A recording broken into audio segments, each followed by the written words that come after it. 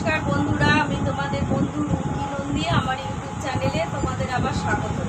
আজকে আমি পড়াবো ক্লাস 12-এর ক্রোমোজোমের রাসায়নিক গঠন। স্টার্ট করছি।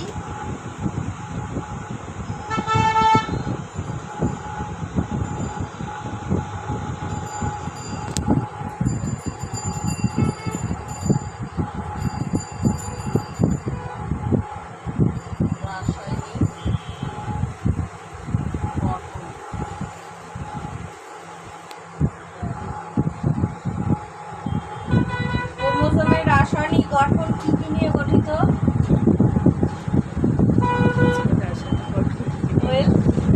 মানে মানে ক্রোমোজোমে কি কি থাকে? রাসায়নিক মানে পদার্থ কি কি থাকে? নিউক্লিওটাইড। এক নম্বর হচ্ছে নাম্বার 1 পয়েন্ট হচ্ছে ক্যালসিয়াম আয়ন, ঠিক আছে।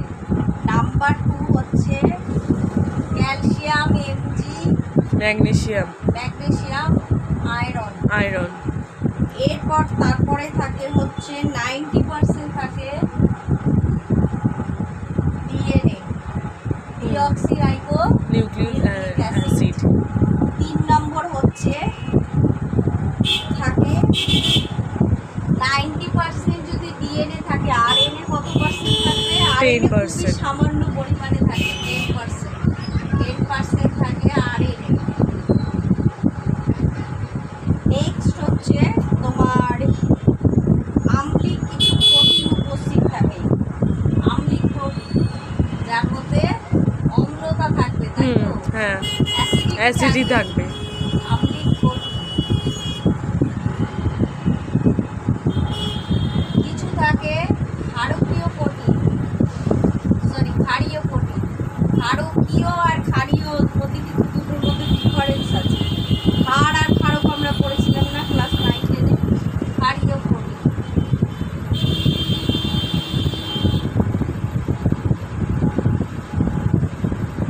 তারপর হচ্ছে নিউক্লিয় হিস্টোন। হিস্টোনও কিন্তু একটা প্রোটিন।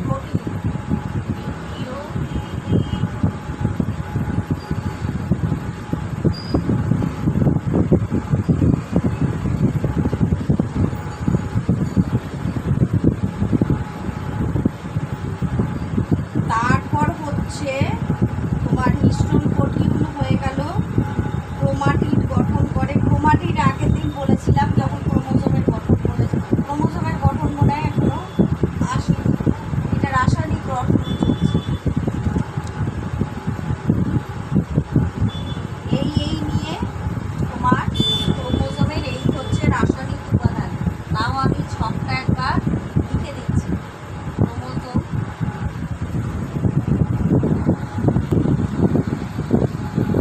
প্রোটিন থাকে, নিউক্লিক অ্যাসিড,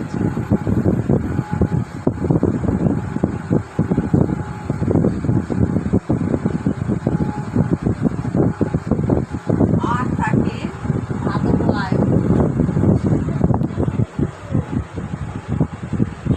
ধাতব আয়নের মধ্যে কোনগুলো? মানে এই যে ধাতব আয়নের মধ্যে ক্যালসিয়াম, ম্যাগনেসিয়াম আর আয়রন।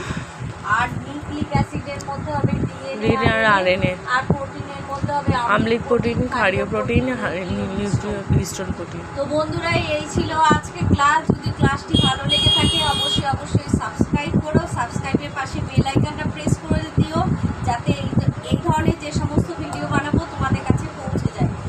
এই চ্যানেল নতুন যারা ভিজিট করছো একটা লাইক করে দিও, আর বন্ধু বান্ধবের মধ্যে শেয়ার করে দিও। টাটা।